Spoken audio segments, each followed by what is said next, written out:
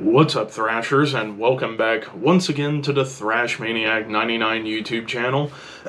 And I am back with yet another album review, and today we are kicking off the heavy month of October with a bang here, as I am talking about the latest offering from Blood Incantation, Absolute Elsewhere.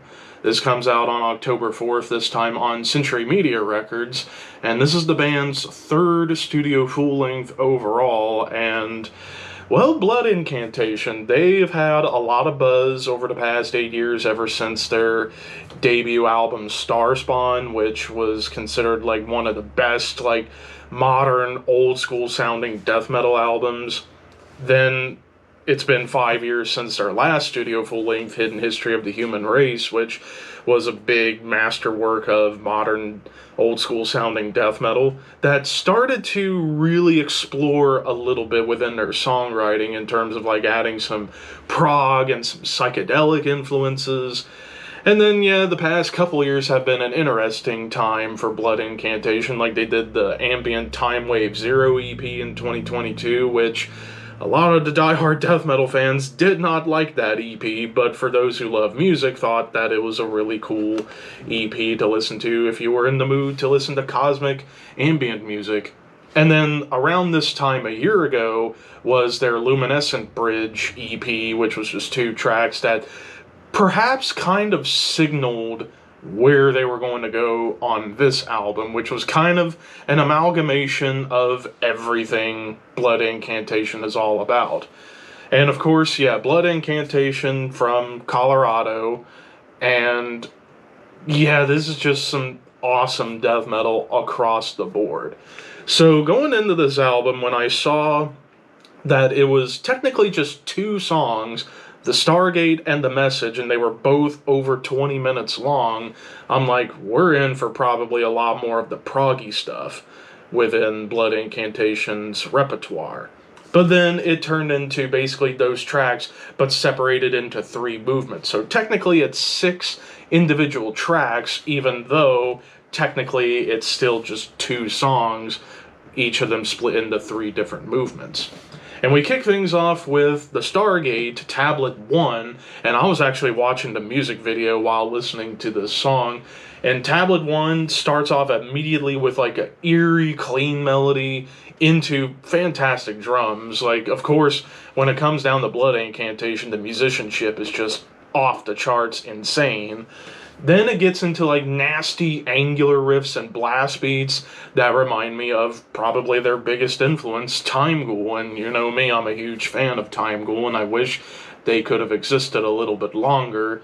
But Blood Incantation have become, like, the spiritual successor or the legacy band to carry on Time Ghoul's legacy and the legacies of other bands.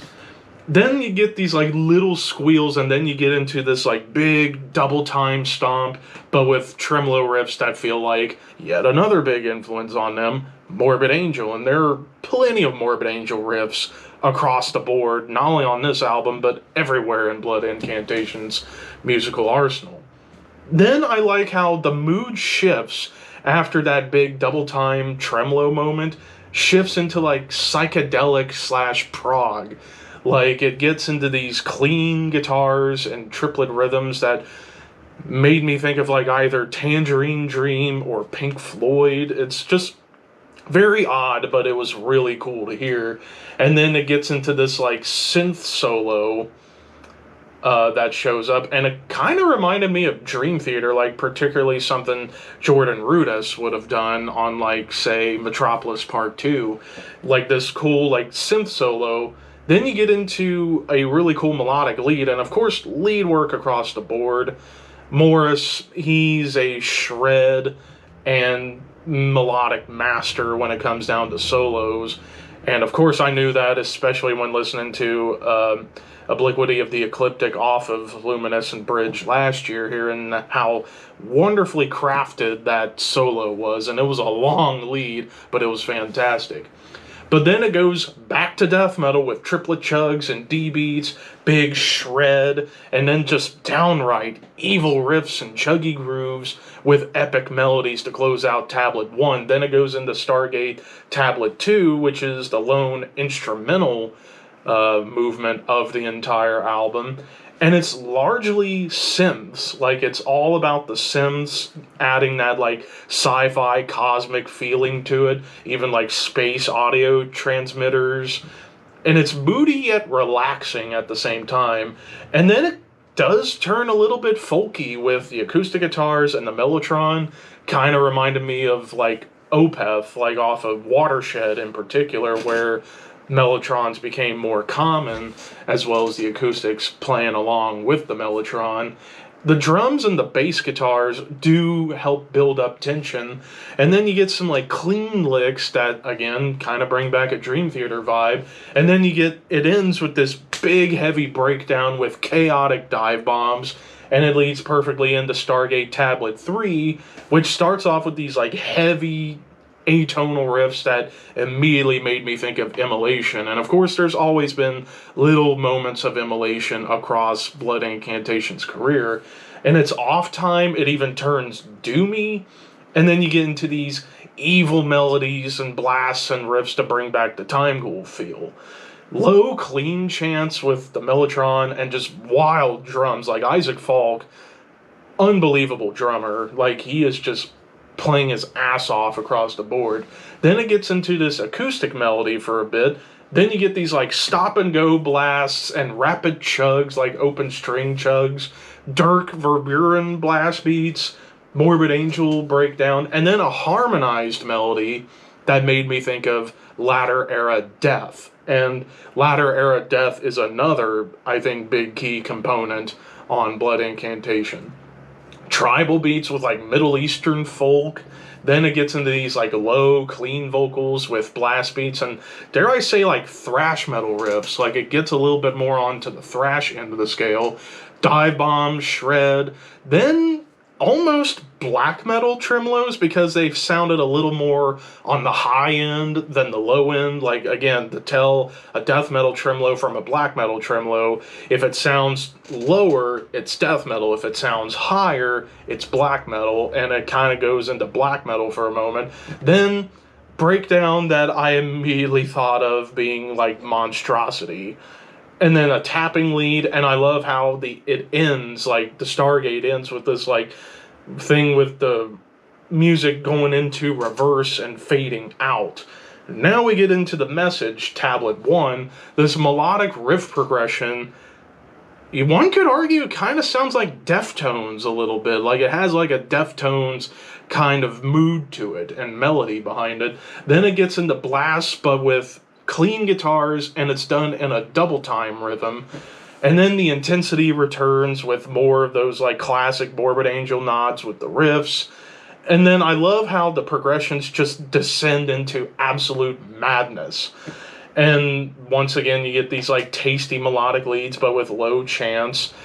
I love the mood shift. Like, it was a wonderfully done mood shift, and then we go back to high-end black metal tremolos, and then thick open string chugs with Isaac just going bonkers. Another big breakdown, almost slammy, I would say. It's almost slam-oriented because it's so heavy. Low, evil tremolos return, then some groove. Like, there's been groove on the album already, but this is where I can really say it was like a proper death metal groove. Then it ends on a thrash metal note. Message Tablet 2, synths are back. It gets back into like being more like off-time prog, atonal riffs back to that Immolation vibe. And then proper clean vocals. Like Paul Riedel, not only an awesome guitarist, but hell of a vocalist. Like, he's got a great growl, but he's got some chops when it comes to clean vocals, whether they be low or mid-range. And he's kind of showcasing both sides. Like, you get some lower cleans, and then later on they're more in the middle range. And it slows down with great bass and psychedelic guitars and Hammond organs. Feels very much like an homage to Pink Floyd. And then it ends with some acoustics.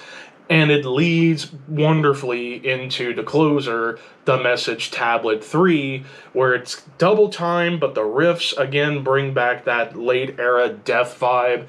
And late era death is all over the map on this track, but with blasts, triplet chugs, huge dive bombs, and then off time melodies galore.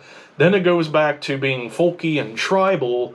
Mellotrons come back to kind of bring back a little bit more of that proggy feel, more clean vocals that showcase Paul's great ability to sing, clean melodies, and then we get to an atonal dissonant groove, very much like Immolation, and it alternates with those clean melodies for a couple of bars. Beautiful solo to follow, descending squeals with a drum solo, and then you get tremolo harmonies, you hear high end and low end, which kind of gives it almost a little bit of a melodic death metal feel. Nice groove, epic melody that kind of felt a little more triumphant, and then it ends with synths fading out to the very end.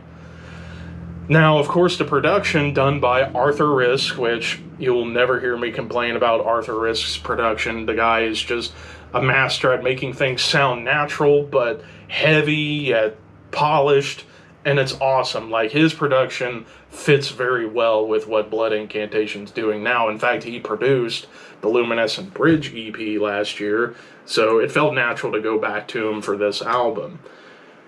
As far as anything to complain about, honestly, I am hard pressed to find anything that I didn't like on here. Like, I love the mood shifts.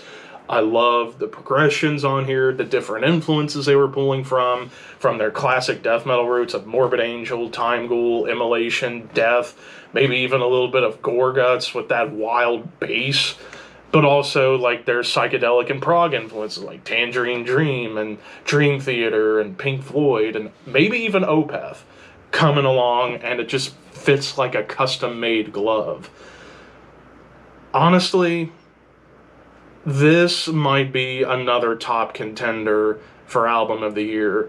I am giving this 5 out of 5. This is borderline masterpiece. This is just death metal going prog, and a lot of people like to give credit to Tomb Mold for kind of spearheading the movement of old school sounding death metal bands going into more prog terrain. I would argue that started with Horrendous, but perfected now by Blood Incantation. Like, this to me is like the perfect blend of old school death metal and progressive death metal, and it's magical. It is absolutely magical. But of course, those are just my opinions. What did you guys think? Let me know in the comments below. Don't forget to like, comment, share, subscribe, all that fun stuff. Thank you for watching. Keep your horns high and your dreams wet. Thank you for your patronage.